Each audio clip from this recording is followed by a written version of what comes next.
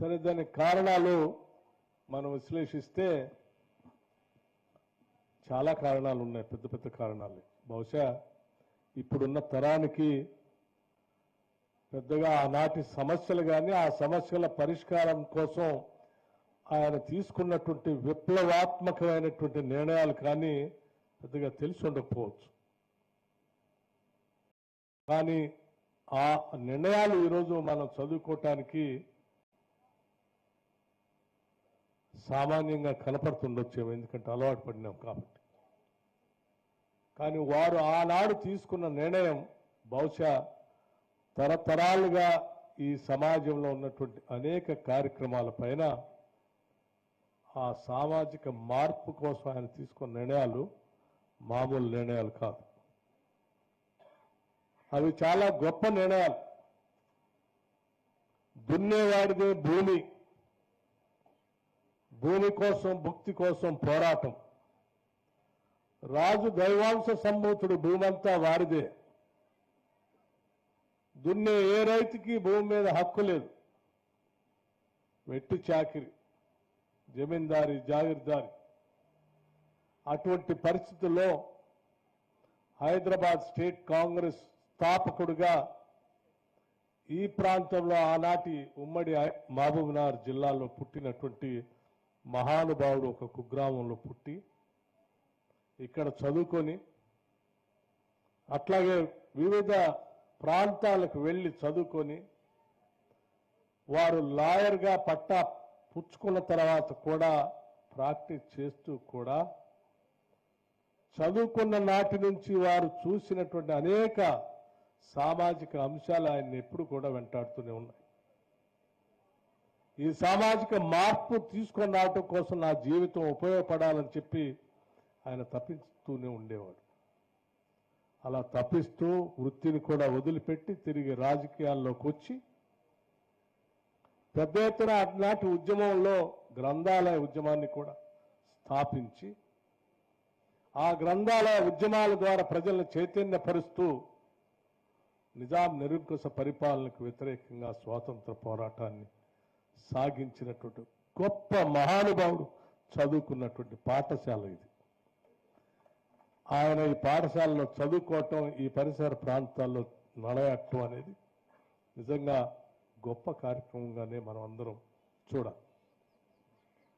ఆనాటి సాయుధ రైతాంగ పోరాటం బహుశా ప్రపంచంలో ఎక్కడ కూడా రైతులు తుపాకులు పట్టుకొని దేశంలో మిగతా ప్రాంతాల్లో స్వాతంత్రం కోసం పోరాటం జరుగుతూ ఉంటే ఇక్కడ ఉన్నటువంటి ప్రాంతంలో భూమి కోసం పోరాటం జరిగింది.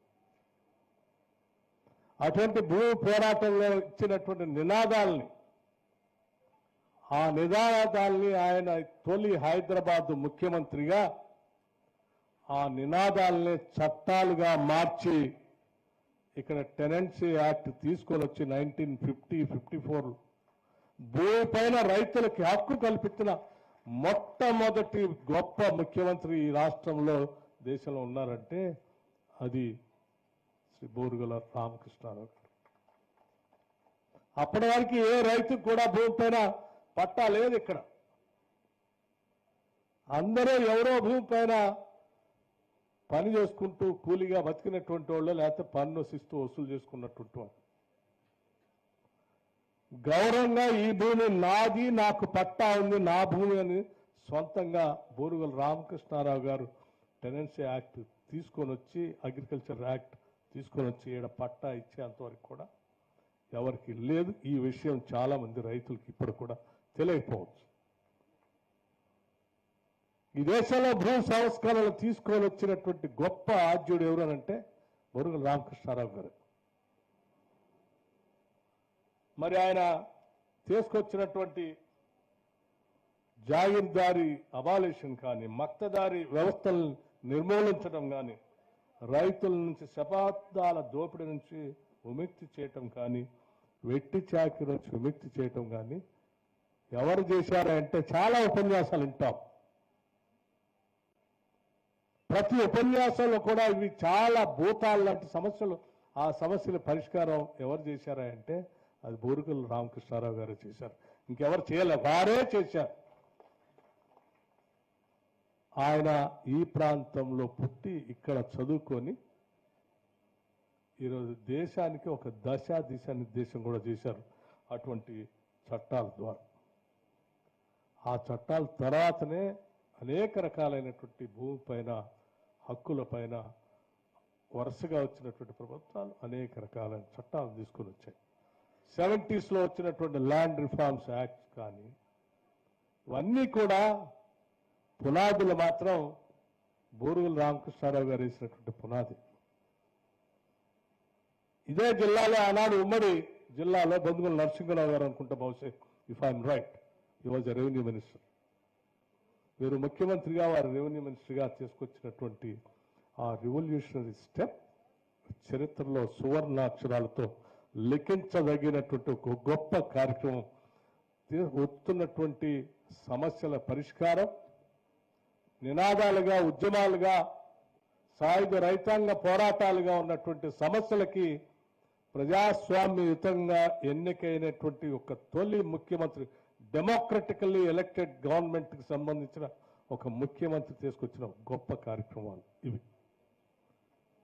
అటువంటి ముఖ్యమంత్రి తన జీవితం మొత్తం ముఖ్యమంత్రిగా ఉన్నంత కాలం సామాన్యులు, మధ్యతరగతి కుటుంబాలకు సంబంధించినటువంటి పేదల కోసం తపిస్తూ ఆయన పాలన అందించాడు.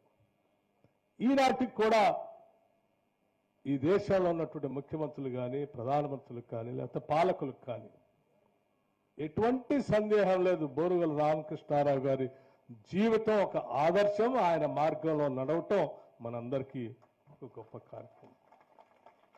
అటువంటి మహానుభావుడు పుట్టినటువంటి ఈ పాఠశాలలో చదువుకున్నటువంటి పాఠశాలకు సంబంధించి ఇవాళ 150 సంవత్సరాలు ఉత్సవాలను జరిపేటువంటి కార్యక్రమం మొదలుపెట్టామనంటే ఈ పాఠశాల కూడా గొప్పది.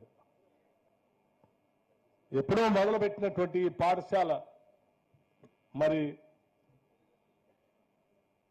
150 సంవత్సరాలు పూర్తి చేసుకొని ఉర్దూ మీడియంలో ఉండి 1952లో తెలుగు మీడియంలోకి వచ్చి 2008లో ఇంగ్లీష్ మీడియంలోకి వచ్చింది అనుకుంటా. 2008లో కూడా మళ్ళీ ఈ గ్లోబలైజేషన్